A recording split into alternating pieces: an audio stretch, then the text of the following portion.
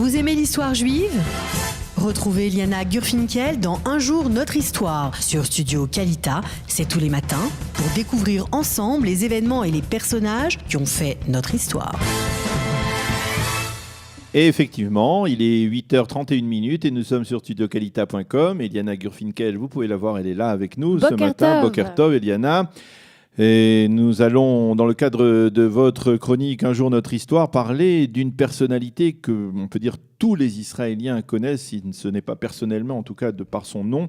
Il s'agit de David Azrieli. David Azrieli, quand on dit Azrieli en Israël, eh bien c'est surtout les immenses centres commerciaux qui ont jailli au cours des 20 dernières années un peu partout à travers le pays. Même. 30 dernières années à travers le pays. Alors, parlez-nous de David Azrieli. Qui était-il ? Alors, David Azrieli, il a une histoire assez impressionnante. Il est né en Pologne, à Makow Mazowiecki, juste avant la Première Guerre mondiale, en 1922. Et au moment de la Seconde Guerre mondiale, il va s'enfuir. Il va s'enfuir en fait par la Russie. Il va partir du côté, donc s'enfuir par l'Est.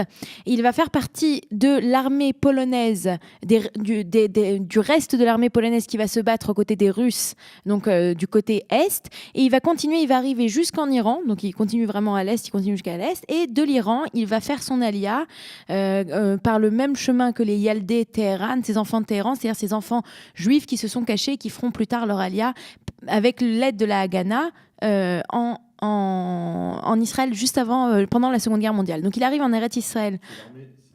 C'est l'armée du général Anders dans laquelle l'armée du général Begin. Anders, c'est là où il va être au début de la guerre. Et ensuite, il va partir, il va utiliser en fait cette armée du général Anders pour avancer à l'Est, et il va continuer en fait son chemin tout seul. Il va se déguiser, il va arriver en Iran, il va faire son petit bout. C'est quelqu'un qui sait se débrouiller, on va voir ça ensuite dans sa vie, c'est un débrouillard.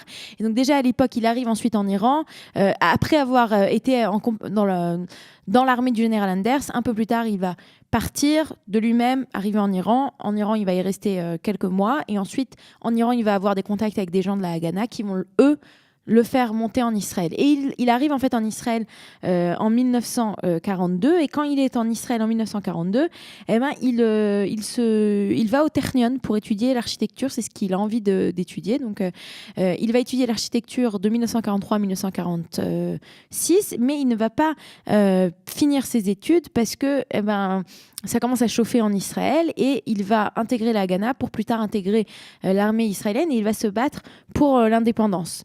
Quand l'État d'Israël est déclaré, il quitte Israël, il va en Afrique du Sud, et d'Afrique du Sud, il se retrouve à Montréal, et c'est en fait à Montréal qu'il va se marier, qu'il va créer sa famille, et qu'il va surtout créer sa fortune. Alors, il va travailler dans le domaine de l'immobilier, il va construire énormément de maisons à Montréal et au Québec, et c'est comme ça qu'il va en fait devenir extrêmement riche.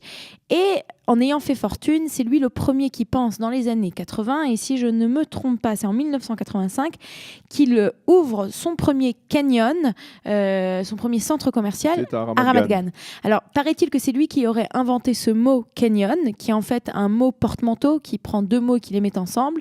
Ce serait le mot liknot, donc ça viendrait du mot liknot qui veut dire acheter, et chenyon, se garer. Donc un endroit où on peut acheter et se garer en même temps, ce qui est le but d'un centre commercial. C'est comme ça qu'il va inventer ce mot canyon. Mot qui a pris dans la réalité israélienne. Aujourd'hui, on ne peut pas, il n'y a trouvez-moi un Israélien qui ne sait pas ce que c'est qu'un canyon. C'est pas le Grand Canyon. C'est pas le Grand Canyon. Non, ce n'est pas le Grand Canyon. Merci Daniel de cette précision. Et donc c'est lui qui va inventer les canyonymes. Et comme on l'a dit dès le départ, c'est quelqu'un qui a cette fibre d'architecture, même si lui-même n'a pas fini son diplôme d'architecture. Et c'est lui qui va penser à ce bâtiment, à ces trois bâtiments complètement fous qui, à l'époque, quand il les construit, tout le monde ne fait qu'en parler. Aujourd'hui, on ne peut pas s'imaginer Tel Aviv sans ces trois bâtiments qui sont donc au centre de Tel Aviv, une tour en forme de triangle, une tour en forme de carré et une troisième tour en forme ronde. Et là où aujourd'hui on a le Grand Canyon Azrieli, et c'est lui donc qui va penser à tout ça. Alors ce qui est très touchant dans l'histoire de David Azrieli, il faut rappeler que David Azrieli, quand il est arrivé en Israël, il était seul, il était orphelin, il a perdu toute sa famille pendant la Shoah. Et une des choses qu'il va faire, dans chacun des canyons qu'il va construire, il va toujours installer une petite synagogue pour permettre à ses acheteurs, à ses consommateurs qui viennent acheter, de pouvoir aller prier les prières de la journée. Et si vous regardez et faites attention, toutes les synagogues sont dédiées à la mémoire de ses parents. Alors aujourd'hui, il y a 14 ou 15 kenyonim azrieli, aujourd'hui qui ont été rachetés par un autre grand groupe en Israël, mais toutes ces synagogues restent là, sont en activité, et on peut voir quand on y arrive qu'elles sont à la mémoire de ses parents et de sa famille qui, elle, a été tuée pendant la Shoah.